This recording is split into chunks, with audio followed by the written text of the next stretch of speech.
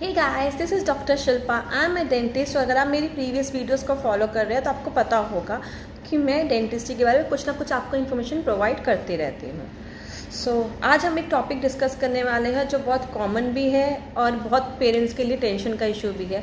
Teething इन children's. जब बच्चों के दूध के दांत आते हैं तो उस टाइम पे क्या क्या प्रॉब्लम्स होती हैं और क्या वो सब सिर्फ टीथिंग की वजह से होती हैं।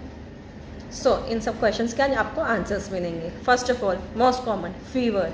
क्या बुखार सिर्फ टीथिंग की वजह से आता है जब बच्चे के दांत आ रहे हो? Yes, this can be the reason, but this can not be the only reason. There are other factors. अगर हाई फीवर कंटिन्यूसली है और लगातार काफ़ी दिनों से चल रहा है तो you better ask his paediatrician, because उसके और कोई रीजंस भी हो सकते हैं except for teething. Second, it is very common, pain तो होता है। अगर बड़े इसको अपने विजडम टीथ के पेन से रिलेट कर तो समझ सकते हैं कि दांत का इरप्शन होगा, थोड़ा बहुत पेन तो होगा ही होगा। पर बेस्ट सॉल्यूशन इसका क्या है? Try to divert their mind. उनको ट्वाइस में किसी और एक्टिविटी में उनको बिजी करो, क्योंकि अगर वो बिजी रहेंगे तो उनका फोकस दांत पे नहीं जाएगा।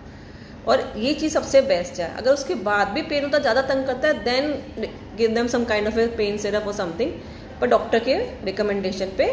Third, diarrhoea.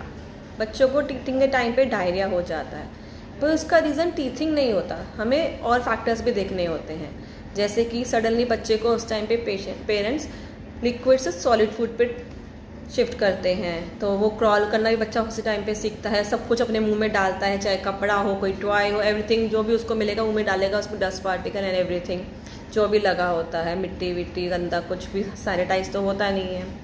अनदर थिंग, उस टाइम में बच्चा जो है ब्रेस्ट मिल्क से फॉर्मूला मिल्क पे भी ट्रांसफ़र होता है, तो ये सब चीज़ें ना उसके अंदर के सिस्टम में थोड़ा सा स्टमक में चेंजेस लाते हैं, तो उसकी वजह से भी डायरिया हो सकता है। तो टीथिंग एक रीज़न नहीं होता है, जो कि उस टाइम पे बच्चे की ईटिंग हैबिट्स में भी चेंज आते हैं, तो उसकी वजह से भी डायरिया हो सकता है। Fourth thing, if the child is having running nose, cough, तो इसका मतलब यही नहीं है कि टीथिंग की वजह से ही सब कुछ हो रहा है। This has nothing to do with teething. Try to evaluate the other reasons. Doctor से कंसर्न करो, सिम्टम्स चेक करो, पर इसका टीथिंग से कुछ लेना नहीं है। उसको कुछ ना कुछ वायरल इन्फेक्शन या कुछ और हो रहा होगा जिसकी वजह से होगा, तो उसका प्रॉपर मेडिकेशन का कोर्स कराओ।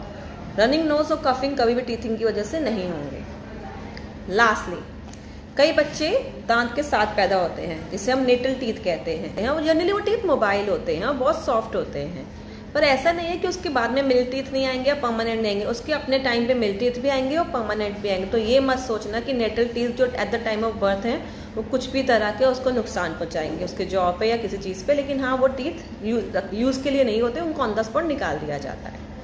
Last but not the least and the सबसे घटिया चीज़, कि अगर बच्चे का ऊपर का दांत पहले रप्ट हो गया और नीचे का बाद में होगा तो उसको कुछ ना कुछ बैड लक आएगा। भाई, दांत है, कोई लक का, कोई कुंडली का कुछ लेना देना इससे नहीं है। तो प्लीज़ ये चीज़ मत सोचो कि दांतों से कभी बैड लक हो सकता है, नीचे का आए या ऊपर का आए, it's perfectly fine. It is all because of your job and your dentition. Ideally बच्चों के नीचे की पहले आते हैं, पर ऊपर पे क्या गए तो nothing to worry, take rest, सब कुछ नॉर्मल है। आई होप जितना भी मैंने आपको बताया आपकी कुछ मिथ क्लियर हुई होंगी। टीथिंग से रिलेटेड ये सब चीज़ें नहीं होती हैं।